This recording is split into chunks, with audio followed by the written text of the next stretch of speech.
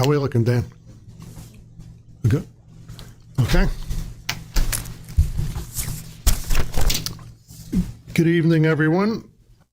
Please join us in the pledge. I pledge allegiance to the flag of the United States of America and to the republic for which it stands, one nation, under God, indivisible, with liberty and justice for all.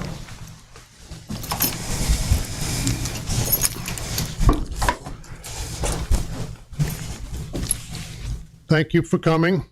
We appreciate you taking the time to attend our meeting and welcome your comments. If you would like to share your thoughts with the board, please state your name and address and limit your comments to 3 minutes.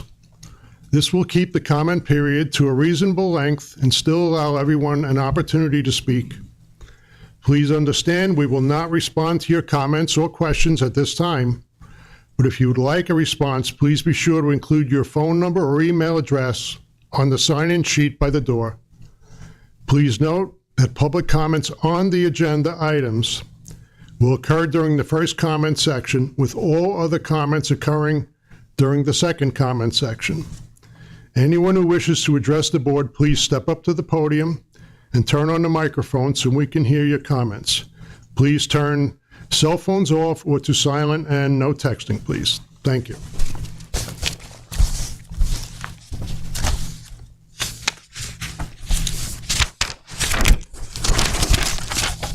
The first item on the agenda tonight is correspondence. We have an email to read to you. This is from Mary Feisner, who was a retired teacher from Tri-Valley. And she sent an email on Monday, December 5th at 9:55 a.m. in the morning. And she comments that I've read the minutes over the weekend and found an error. In the section where Randy McGregor made comments, he stated that the Tri-Valley's girls soccer had not been to the sectionals for 30 years. His comment did not sit well with me, so I got out my scrapbooks to find the correct info. The last time we were in the sectionals was 2011. I felt compelled to set the record straight. We thank Mary Feisner for her comment, and we're going to move on to public comment session for items that are on tonight's agenda. Sorry.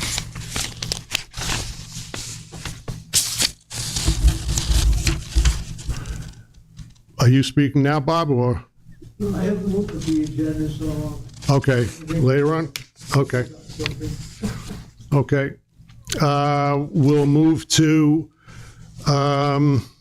number 6, which is presentations and guests. And tonight we have Special Education Department Director of PPS, Danielle Cornish. Welcome.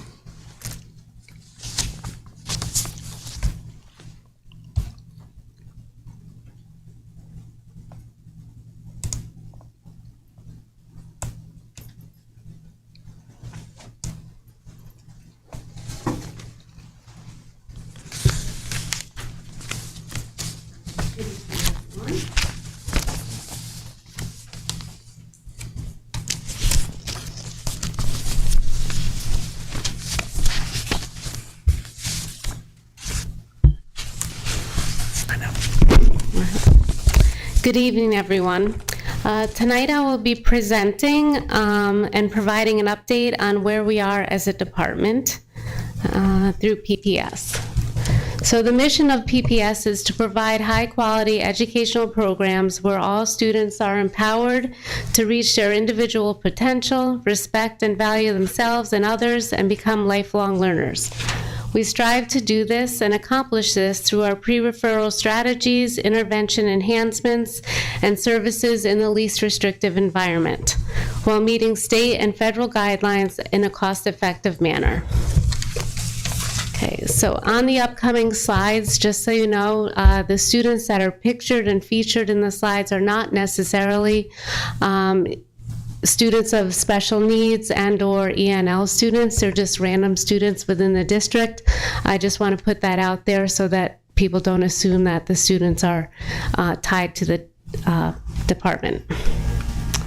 So some of the things that we have and utilize in order to support student needs in the least restrictive environment are a continuum of services and our related services. So our related services providers that we have here in district include psychological counseling, speech and language therapy, adaptive physical education if needed, physical therapy and occupational therapy, teacher of the visually impaired, which we get our provider through BOCES. Right now, we are looking for a teacher of the deaf. If anybody knows one, we need one. And our skilled nursing services. In the past year, just as a little breakdown, we have decreased our numbers overall in CSE, and part of that Committee for Special Education is due to the fact that we have declassified quite a few students and turned them onto 504 plans at the upper grades. At the lower grades in kindergarten, when students come out of the Committee for Preschool on Special Education, we've been putting them on improvement plans if they only have simple things like speech, articulation, things like that. We've been putting them through our PST program here, which is a problem-solving team at the elementary level, which has kept our overall numbers lower. The state does shoot for all districts to be at a 14% classification rate, and we hover between 14 and 16 in the past couple years. So we're trying to decrease that number. Although that greatly is impacted by students that move in and out of the district, so it's really a flowing number that is never truly consistent. So our 504 plans, so 504 plans are plans that are created for students that have disabilities, and these plans are utilized for students to protect them under the Act of 1973. Our number here as a total has gone up a little bit. This is somewhat of a reflection of COVID. A lot of students have come back with anxiety and depression, so we see that a little bit more on the increase in the secondary school, and we do accommodate the students with these needs, and that is part of the reason why the number has increased slightly over the past year. Our English language learners is another area where our numbers kind of fluctuate, again, depending on students that are transient moving in and out of the district. So we were at 18 and now we're back to around 19. We did have a little bit of a spike, but again, we have students moving in and out. So right now we have 2 TESOL teachers on staff to accommodate the needs of our students within the district. And lastly, we have some of our fiscal successes. We try very hard to support our student needs based on our current staff and move staffing around to meet those needs within the district. We do try to increase our billing for special education. Mr. Whitaker, myself, and Ms. Scow work to make sure that we're billing for Medicaid and things like that when we can and have the opportunity. We definitely have increased our community and parent support through the Active Parent Series. We collaborate quite a bit, myself, the psychologists, and the counselors with county stakeholders. Another thing that we are starting this year again, I will say, is our work-based learning program. Ms. Hugler is spearheading that. In January, she'll be finishing up her degree, so hopefully next year we'll be able to provide our own in-house CDOS credentials for our students.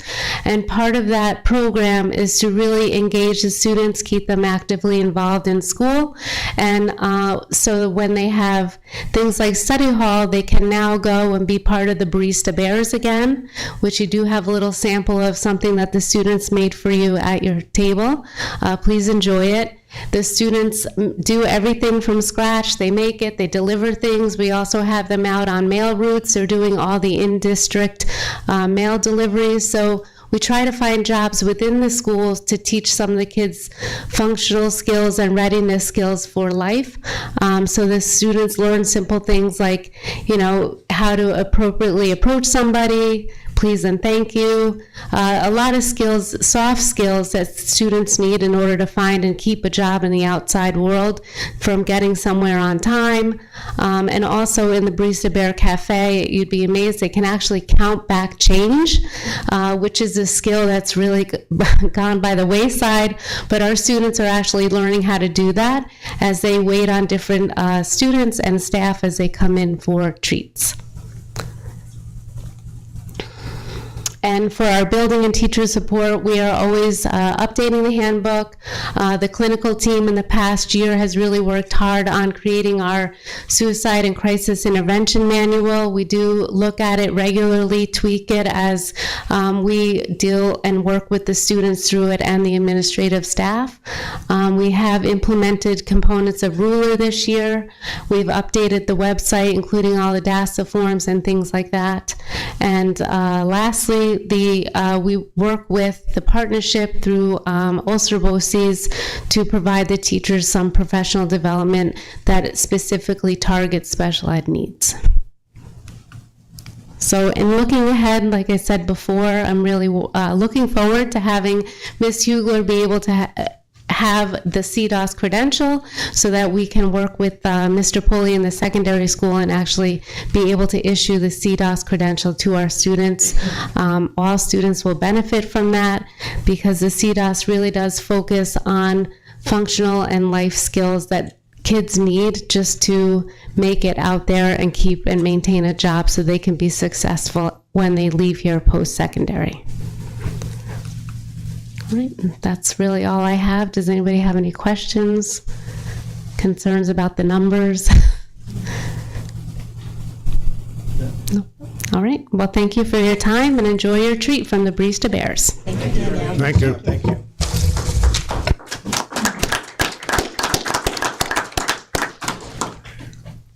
Thank you, Danielle. Our next presentation will be Assistant Superintendent for Curriculum, Instruction, and Assessment, Deborah Kelly.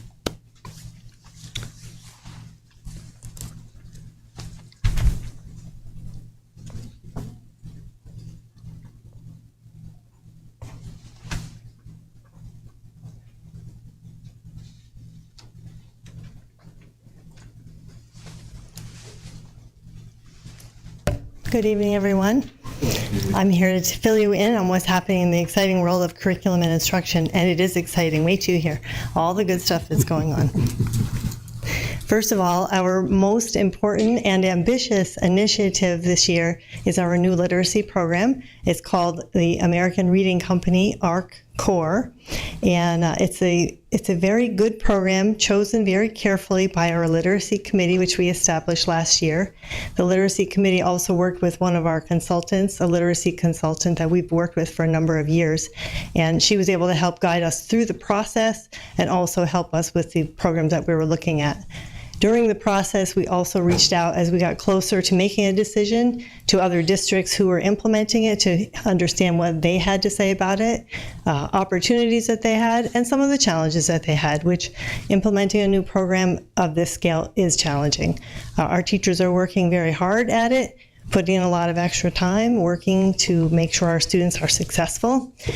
One of the big reasons why we chose this program is the children are reading more. Oh, it's a wonderful thing. They're reading more, they're writing more, they're engaging in wonderful conversations in their classrooms. Teacher feedback is very positive. Also, it's a lot of work, and they make sure that we understand that, and they're working, as I said, they're working very hard. But some of the other reasons why we chose the program is that it integrates social studies and science into the reading program. So it teaches reading and writing by using science and social studies. The sheet that you found at your table when you came back is this, and this is just it's a snapshot summary of what the units are. So there's 4 units at each grade level. The first one is basic literacy kinds of skills, but after the first I would say 2 months or so, they're into different specific programs and topics like zoology, weather, marine life, plants, Civil War era. So they have a wide variety of topics that they will cover over the years. We've implemented the program in grades K through 6 with some 7th and 8th grade and high school teachers beginning to use parts of that program as well, but it's full implementation in K through 12. K through 6. So I want to make sure too that you understand that we're not replacing our science curriculum or our social studies curriculum. They still exist and are still taught, but this helps expand the students' background knowledge. Research shows that the background knowledge that the students have when they read for information is very, very important. So if they don't know much about animals or insects, when they get to study that in 7th grade or 9th grade, they're going to have more trouble. So this is one of the reasons why we chose the program. I think you'll see there's a nice variety of topics there, so that's really great. It's also a pretty flexible program for the teachers in some ways, and it is more student-oriented in terms of individual goals that the students work towards.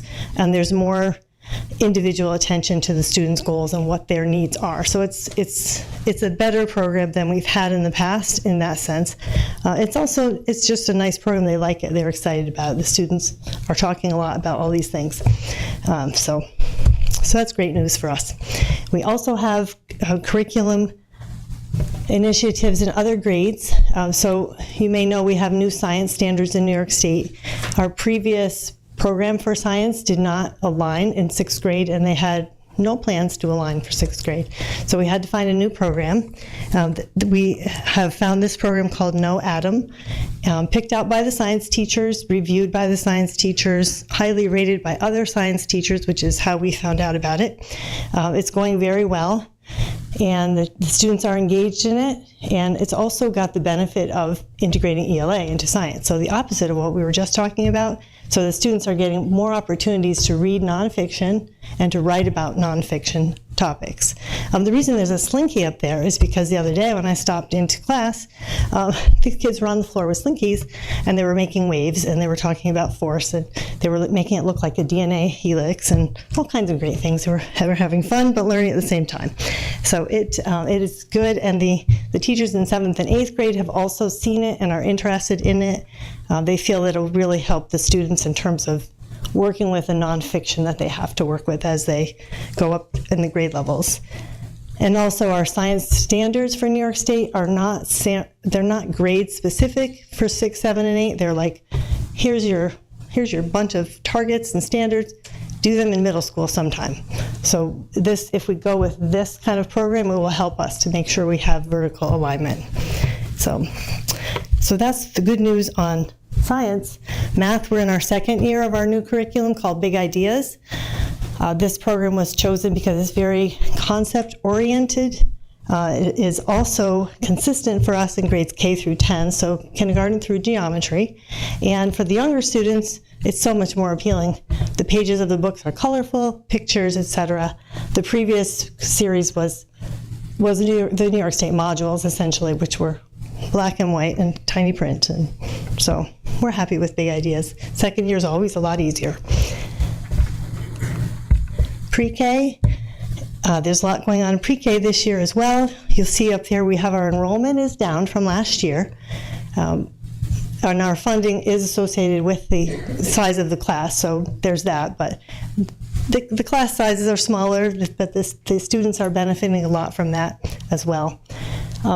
I know I've mentioned in the past that we do a quality assessment every year with New York State. We always pass our assessment, but this year they said, well, why don't you check out this organization called Quality Stars? So we did, and Quality Stars has already helped us in a lot of ways. We started working with them last spring. They're an organization that works with preschools, daycares, pre-kindergarten programs, and they help us understand what the best practices are for early childhood education.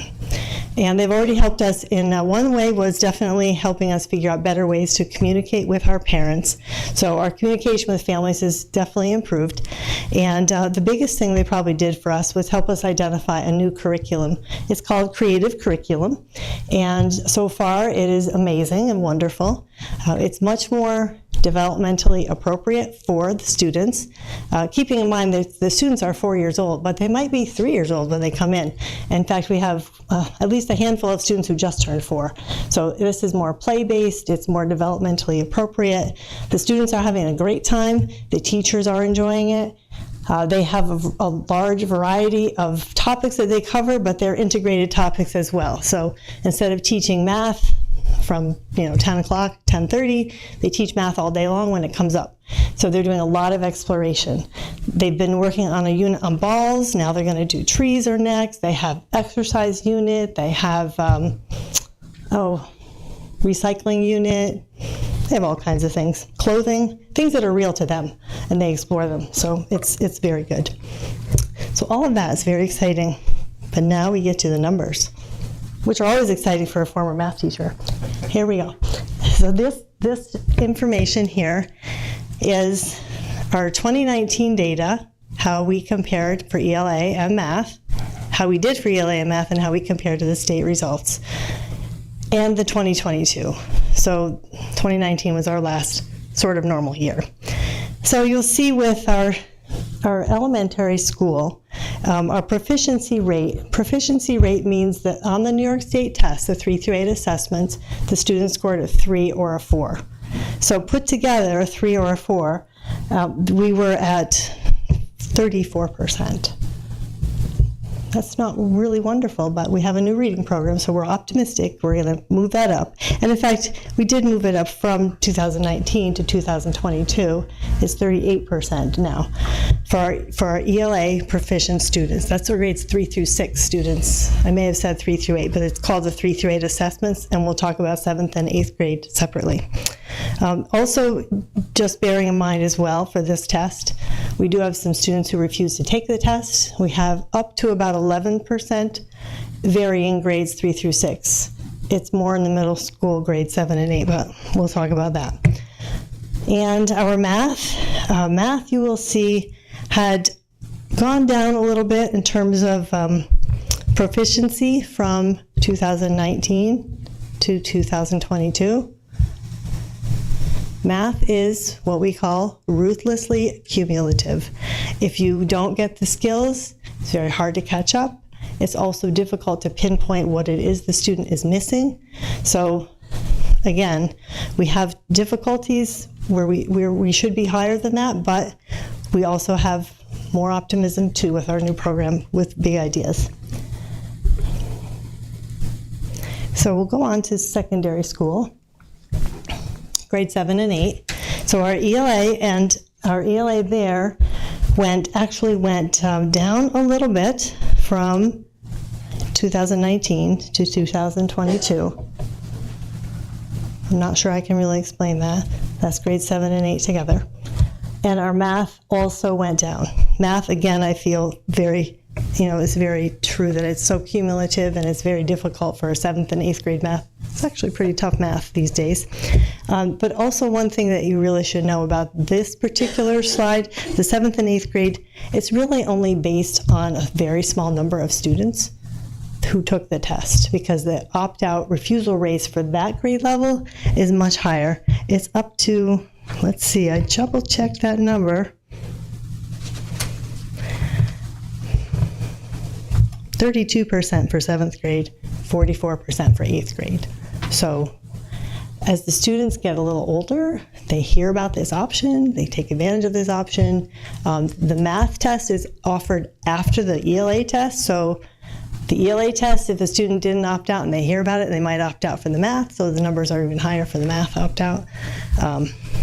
These tests are given at the end of April and the beginning of May. And that's where we are. So we are lower than the state and working hard to get back up there. The next slide I'm going to show you compares us to districts in Sullivan County. Could you go back to the other slide? I had a quick question. Absolutely, sure. When it comes to the 8th graders, the kids that are on the accelerated track, are they included in this? The ones that are doing ninth grade math? Test. They take the test. Do they take? They take the test, but they do tend to opt out. Okay, thank you. So this is our percent proficient by district. This information was given to us by BOCES, and it was published in the state. But it was, so you may have seen it. But we came up as number 3. We're behind Livingston Manor and Eldred, When it comes to ELA, we are 1 percentage point behind Sullivan West, and when it comes to math, we're 1 percentage point above Sullivan West. So we know who the competition is. The numbers overall, you see, this is, again, it's percent proficient, so the percentage of students who were in levels 3 and 4. And we all have a lot of work to do in the county.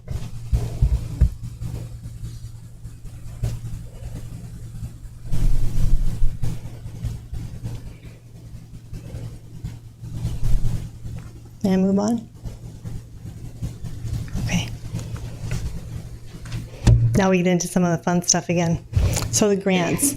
This slide is meant to represent our pre-K and our title grants. So our pre-K grants, I did mention that they were driven by the number of students enrolled. There's 2 grants for pre-K. One is just not driven by the enrollment. The other one is. So it's down a little bit this year, but we're still able to do a lot of things.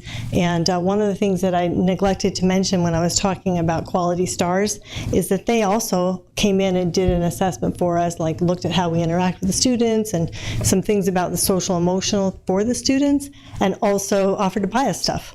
So we let them buy us stuff. It's great. They're buying us some clothing, like dress up things, you know, firefighter, post office worker, whatever they are. They're related to careers. So that's what they're getting for us. And they're also getting these beautiful wooden racks to hang stuff onto for the kids. They're also getting us some outside toys and some storage containers for the outside toys. So we're really grateful for them, and they're wonderful to work with. We also, last year from our title grants, we had our middle school musical, Willy Wonka Jr., which was a big hit. We're working this year towards either a play or a musical, probably not both at the middle school level, but that's in this year's grant. We also, of course, use a lot of the grant funding for transportation, for our summer program, for our after-school program, and now for some of the extracurricular events that students have options to attend with transportation. We also use some of the funds in our mentoring, in our program, title programs for mentoring. So we have this year 16 new teachers, and we also have 12 teachers who are second-year teachers. All of them are part of our mentoring program. And the stipends for the mentors are paid out of the title grants. And we also offer snacks for all students who are in the after-school programs and clubs and the athletes. So that's where the funds for the title grants are mostly going. To show you how many students participated in the summer program, in 2021, we had more students. Keeping in mind the summer of 21 was when we were coming off a year of remote instruction and half-time attendance for a lot of students. There was a lot of priority by parents and families on having their children attend the summer program. We also had some students who were able to complete their grade level requirements by going to the summer program. We had a little less of that this year, although we did run a geometry and algebra credit recovery this summer, and we had a good, robust program for summer program this year. And we also have the after-school program. This is the current participation right now. We have a lot of students at the younger levels.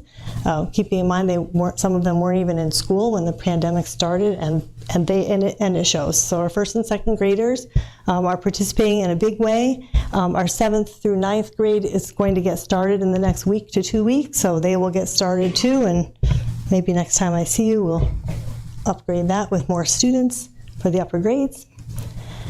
And we also have other grants, the American Rescue Plan grants. So we have the ARC Core, the reading program, was paid for through some of those funds, the ARP funds. We've done some work on our greenhouse. Our smaller greenhouse has had a lot of improvements to it, and that's been funded through the grants.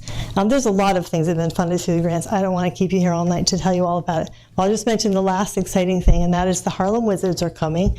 This is part of our parent engagement, reaching out. We have them coming on February 26th, and well, we've gotten the planning is underway, let's just say. We're starting to get the word out there, and we will put tickets on sale in January. So that should be fun. Everyone who's heard about it has been very excited. And I don't know if I've talked to the kids about it, but I think they will be excited. So thank you. Do you have any questions for me? Yes, Summer program participation. yes. What percentage of our eligible students does that take in? Percentage of our eligible students? Yeah. Oh, it's a small percentage of our eligible students. Well, they're all eligible in a sense if we have enough capacity with our teachers. It's probably in the elementary school, 12% maybe. It's a small number. I haven't figured out that number. That took the program. That were in the summer program, yeah. Is there a reason why you're not taking it, or not reaching out to the parents, or is it by choice, or not enough teachers, or?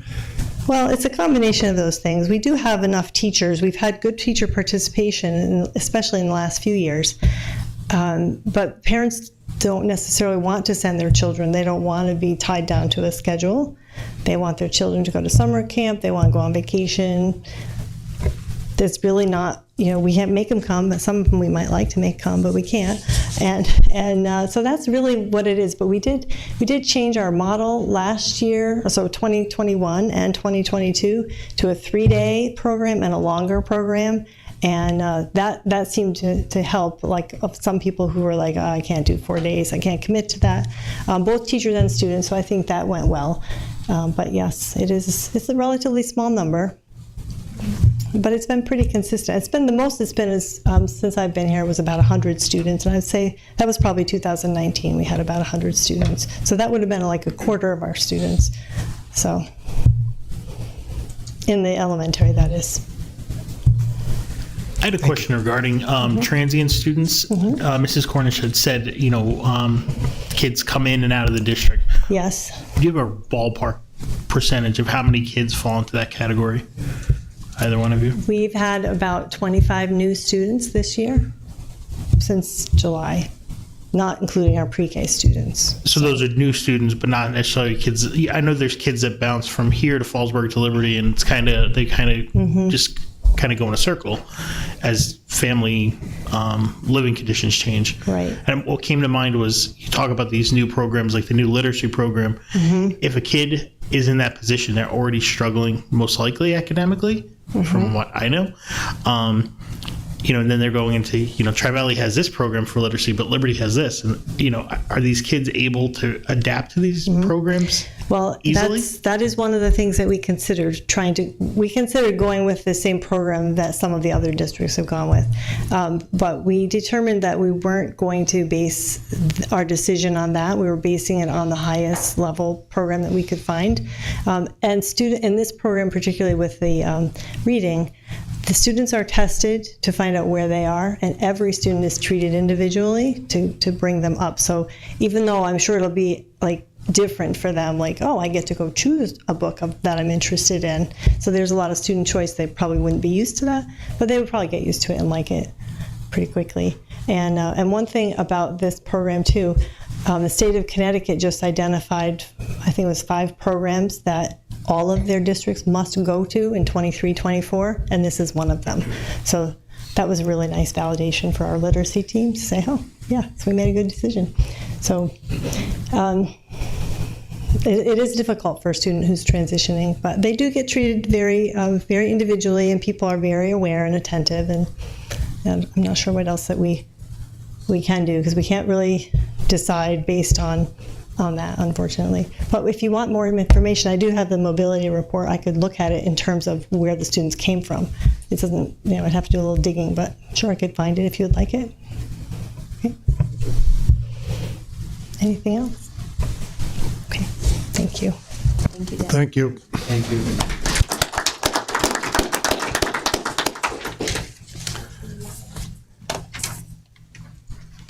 Okay, we're going to move to item number 7, the superintendent's report. Ms. Erin Long. Good evening, everyone. I wanted to start by giving a congratulations to all of our performers that were in our talent show last Saturday, and a big thank you to our PTO for putting that event together. Last Sunday, I attended the holiday tea at the Daniel Pierce Library, and again, we had several of our Tri-Valley students there performing. And then in the afternoon or early evening, our cheerleaders, members of our TESSA team, and our admin team were honored to escort Santa and Mrs. Claus to the park for the lighting of our Christmas lights. I would like to give a thank you to our Ladies Auxiliary from our Grahamsville Reformed Church. They continue to give some generous donations to our nurse's office at the elementary school. And also a very special thank you to the following people: Jim McCarthy and Lori Earth, Greg Goldstein, Jim and Sue Sheely, Dale and Deborah Shaver, Mike and Lori Mickelson, Kyle Walter, Dwight Combe, Phil Combe, and Justine Scully. So over the last 8 years, this group of people have been donating coats to our community, and again, working with our elementary school nurse. And we figured out they've donated over 200 coats to our school and over 200 pair of boots. So we really appreciate their generosity each year. That's all I have. Okay, thank you. Okay, our next item is number 8, items the board wants pulled from tonight's agenda. Anything? Okay, we'll move to the consent agenda. We need a motion for the approval of the consent agenda, including the business portion. Do I have a motion? Motion. Motion by Pat, Second. second by Rose. Any discussion? Please proceed to vote. Yay.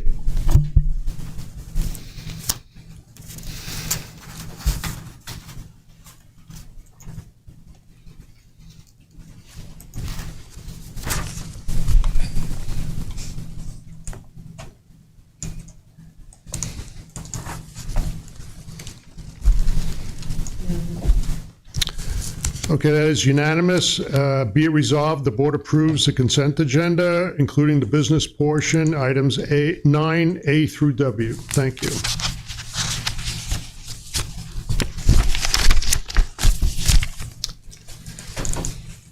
The next item up is number 10, is board committee reports, and we just have Travis. Hey everyone, we did have a policy committee meeting on November 29th at 5:30. The only update that I have is that policy 6680, we did all agree to move forward for the first reading on January 5th of 23. And that's all that I have for that. Okay, thank you, Travis. Okay, we have a number of policies that we're going to go through one by one that need an action. So we're going to start with be 10B, I believe.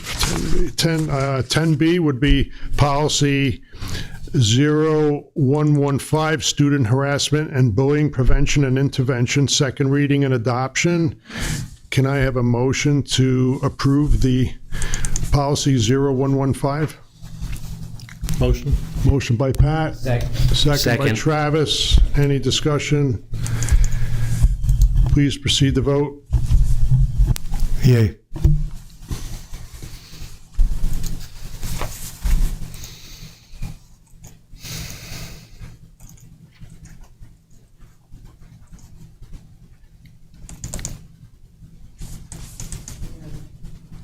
That's unanimous. Be it resolved, the board reviewed and adopts policy 0115, student harassment and bullying prevention and intervention. Thank you. Next item is 10C, policy 2310, regular meeting, second reading and adoption. Can I have a motion to adopt policy 2310? Motion. Motion by Second. Rose, second by Travis. Travis. Any discussion? Please proceed to vote. Yay. Yay.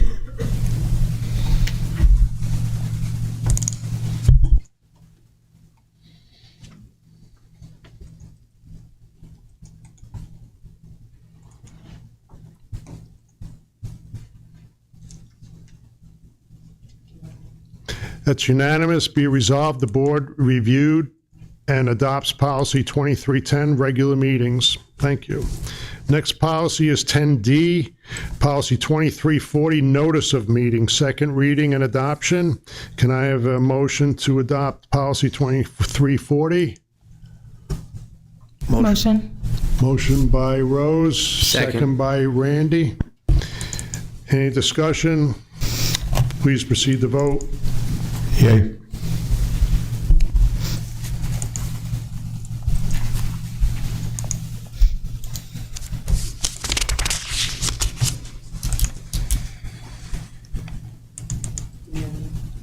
That's unanimous. Be it resolved, the board reviewed and adopts policy 2340, notice of meetings. Thank you. Next item is 10E, policy 2360, minutes, second reading and adoption. Have a motion to accept policy 2360, minutes. Motion by who? Brent. Second. Second by Randy. Any discussion? Please proceed to vote. Yay.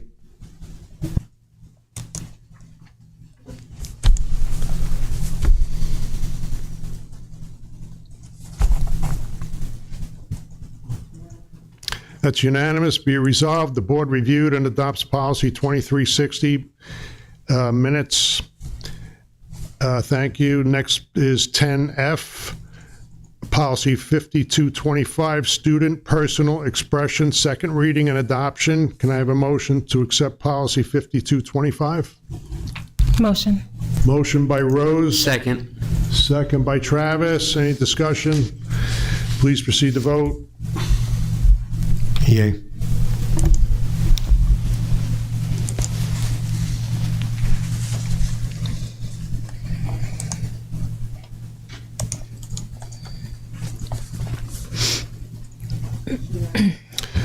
That's unanimous. Be it resolved, the board reviewed and adopts policy 5225, student personal expression, second reading and adoption.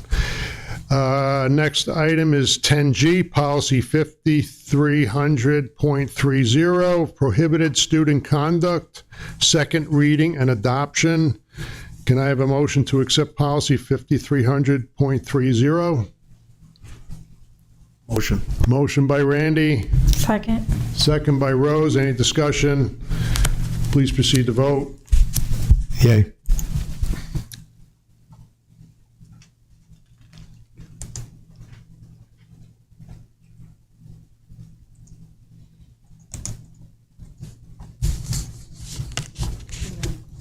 That's unanimous. Be it resolved, the board reviewed and adopts policy 5300.30, prohibited student conduct. Thank you. We're going to move to item number 11, old business. We have two items. A, district will prepare two proposals to bring back driver's ed as an educational class and/or as an after-school program and present them to the board. That is still to be determined. So that'll be on next month's agenda. Item B is the district will prepare a cost analysis benefits proposal for permanent lights and temporary lights at the track/athletic field/football field and present it to the board. That's also not completed and it's to be determined and will be likely on next month's agenda. Item number 12, public comment session for items that are not on tonight's agenda. And we have Mr. Robert Curry. Please step to the podium, turn on the microphone, please.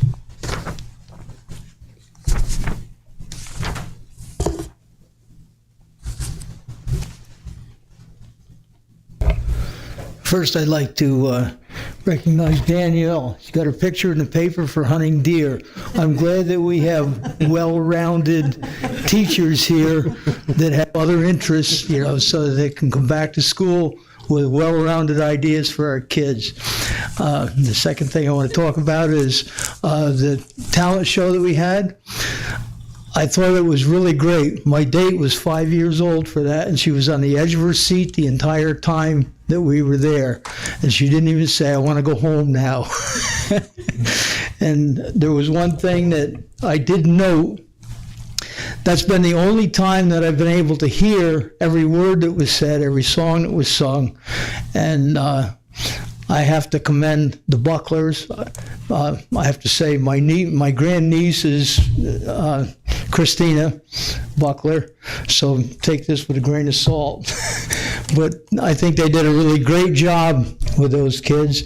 I saw Mr. Buckler pull the microphone up to the one that sang with the guitar and made sure that he was close enough so he could be heard. So I think, instruction on how to use a microphone is important with that. And I did talk to them afterwards, the Bucklers, and they said he brought some equipment from Ellenville. And I was wondering if we know what it is and if it'll make it so that you can, the acoustics are better in that auditorium. Maybe we could find out what he did, because I could hear everything that was said that night. I don't know if anybody else was there and noticed the difference. And I always have questions, they ask the board, do you have any questions? And the board doesn't, but I have questions from back here. When we were doing the education thing, how we're doing with that, it didn't compare to how we were doing years ago. Like there was a percentage on there, like 50% of proficiency. Is that 50% overall, or is it 50% better than most of them? And most of the state, has it gone down so that we're only 50% proficient? I have questions on things like that, and I would actually like to meet with your assistant superintendent on curriculum and be able to ask the questions, if that's okay. And one other question was, you have students coming in and out. There was a number of non-English speaking. Where are these coming from? The non-English speaking. It's a national problem, I think. So anyway, congratulations on all of these talent shows. I think that was really great. Thank you. Thank you, Bob. Okay, our next item is, item 13 is announcements, reminders, and upcoming events. Ms. Joan Williams, would you like to?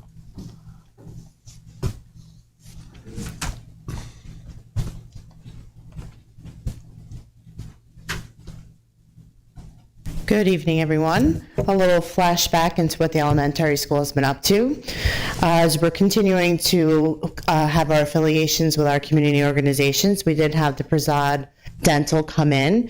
They met and spoke with all of our students from UPK to 6th grade about the importance of brushing their teeth and overall dental hygiene. That was a great success. The students certainly were able to take away how important it is. And of course, we have a number of students who have visits from the Tooth Fairy that evening. So it kind of all ties it all together for them. We had an excellent turnout for our parent-teacher conferences, an excellent opportunity for parents to be able to sit down with their child's teacher to be able to see how their child is achieving so far. And certainly an opportunity for the parents to have a little bit more insight into all of this ARC reading program and math programs and science programs that their students have been learning since the start of the school year. We have a number of after-school programs going on. As Mrs. Kelly showed you earlier, we have students who are in our academic programs as well as some of the fun stuff. So our STEAM programs are up and running. In addition to our STEAM programs, we also have some art clubs and other clubs that are starting up. We're looking forward to starting our 6th grade FFA affiliation, where students in 6th grade will now have exposure, so that as they go into 7th grade next year, they will already be familiar with Tarboro Rustic and all of the other FFA opportunities that they will have through middle school as well as secondary school.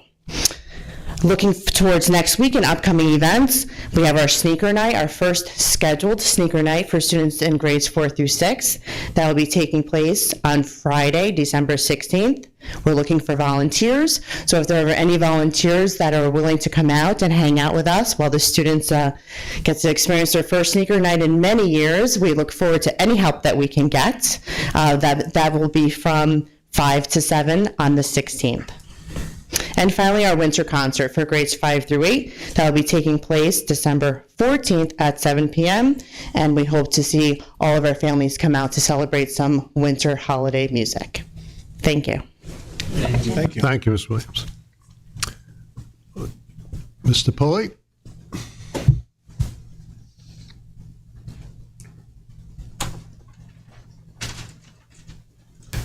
Just tagging on along with Mrs. Williams, the grades 9 through 12 winter concert will be the evening before on Tuesday the 13th.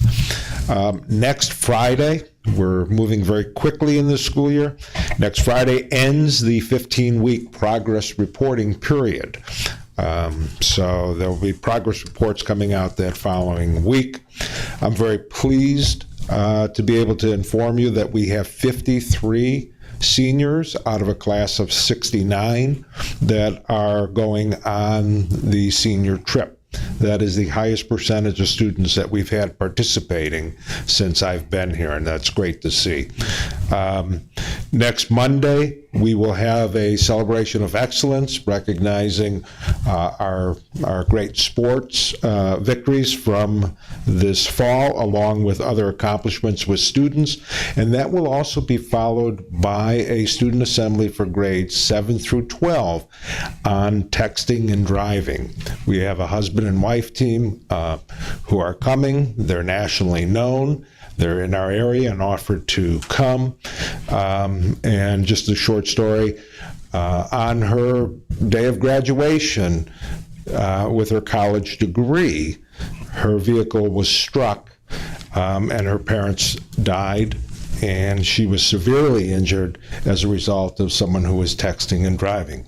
And although 7th graders, 8th graders, 9th graders, they don't drive, they're often a passenger in a vehicle. And if they can remind the driver not to text and drive, that may save a life.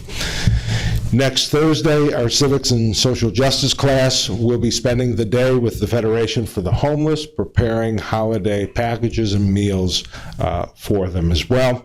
And lastly, our National Honor Society students are all beginning to do their individual community service projects. So you'll see signs for collections of everything from baby goods to clothing and winter gear as well. So with that, we're looking forward to a nice break. Thank you. Thank you, Mr. Pulley. Danielle, or you guys, anything want to add? Okay. Okay, next item is number 14 is going to be new business, and it's an action or adoption of the 2022-2023 proposed budget calendar.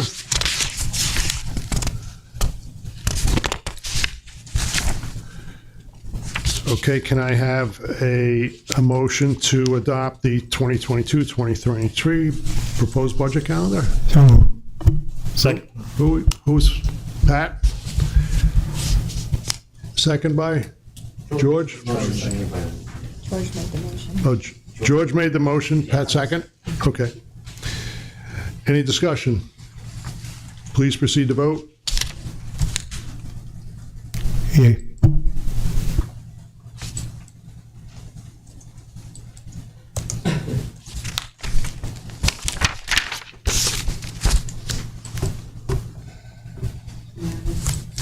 That's unanimous. Be it resolved, the board reviewed and adopts the 2022-2023 proposed budget calendar. Thank you. Next item is 14B, establishment of new extracurricular classroom accounts. It's an action. Can I have a motion to accept the establishment of new curricular classroom accounts? Motion. Motion by Travis. Second Second. by Pat. Any discussion? Please proceed to vote.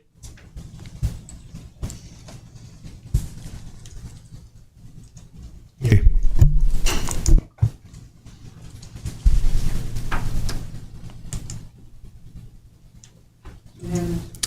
That's unanimous. Be it resolved, upon the recommendation of the superintendent of schools, that the Board of Education at its December 8th, 2022 meeting approves the establishment of 3 additional extracurricular classroom accounts, the class of 2026, class of 2027, and the class of 2028. Thank you.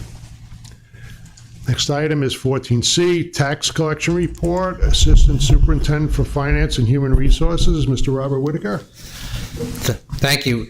I included in all your package have the information on the final tax collection report through November 4th for the year.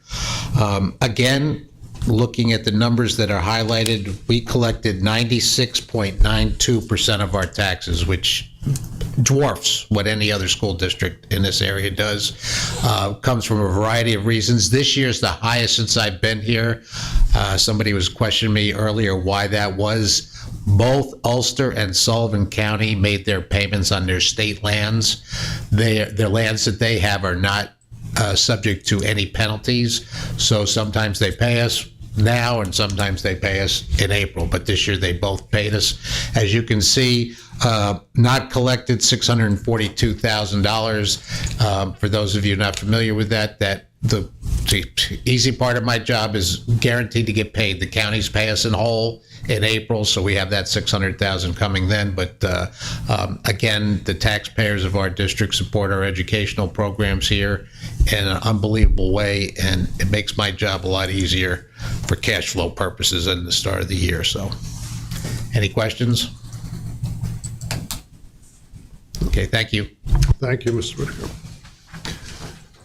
Next item up is item 14D, Professional Services Agreement between Tri-Valley Central School District and Eileen Crom for the time period January 1, 2023 to June 23rd, 2023.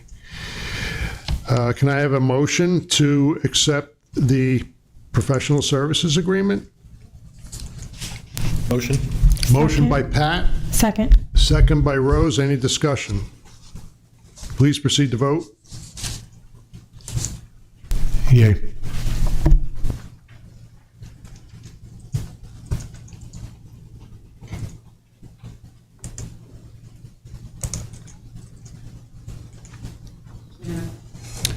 That's unanimous. Be it resolved, the board approves the professional services agreement between Tri-Valley Central School District and Eileen Crom for the time period January 1, 2023 to June 23rd, 2023, as attached to the public portion of the agenda. Thank you. Next is 14E. Is going to be the resolution for rate of pay changes and daily rate increases. It's an action. Can I have a motion to accept the resolution of rate pay changes and daily rate increases? Motion. Motion by Randy, Second. second by Travis. Any discussion? That's by law, correct?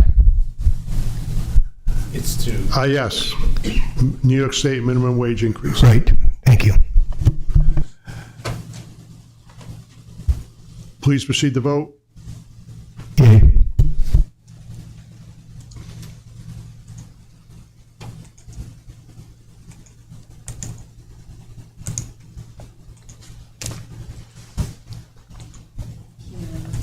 That's unanimous. Whereas effective January 1, 2023, New York State minimum wage will increase from $13.20 per hour to $14.20 per hour. Whereas the district, to meet this new standard, needs to address particular hourly positions. Resolved upon recommendation of the superintendent of schools that the Board of Education approve the following rate of pay change for summer/student workers and election workers from $13.25 per hour to $14.20 per hour effective January 1, 2023. Resolved upon the recommendation of the superintendent of schools that the Board of Education approve the increase of sub-teacher aide and sub-teacher assistant daily rates from $90 per day to $97.50 per day effective January 1, 2023. Thank you. Next item is board comment session. I'll go around, and if anyone has a comment that they would like to make, now would be the time. Travis? No, I don't. Rose? Anything? George? Since we're hearing an increase in the flu and everything else is going on, do we have enough sanitizers across the school and is being used? And is our maintenance staff taking care of that as well? as best they can? And if they do they have enough supplies as well? I'm under the impression that some of the kids have been told that they can only use it a couple times a day in the elementary. So at this time, we're following all of our hand hygiene procedures as we put in place during COVID. We have plenty of supplies, and today I applied for a donation from Lysol for 40 to 60 cases of Lysol wipes. So we are actively trying to stay ahead of it. Thank you. Tim, anything? I'm good, thank you. Randy? No, I'm good, thank you. Pat? And Brent. Okay, thank you. Item 16, adjournment. Have a motion to adjourn. Motion. Motion by Travis. Second. Second by Pat. Please proceed to vote. Here.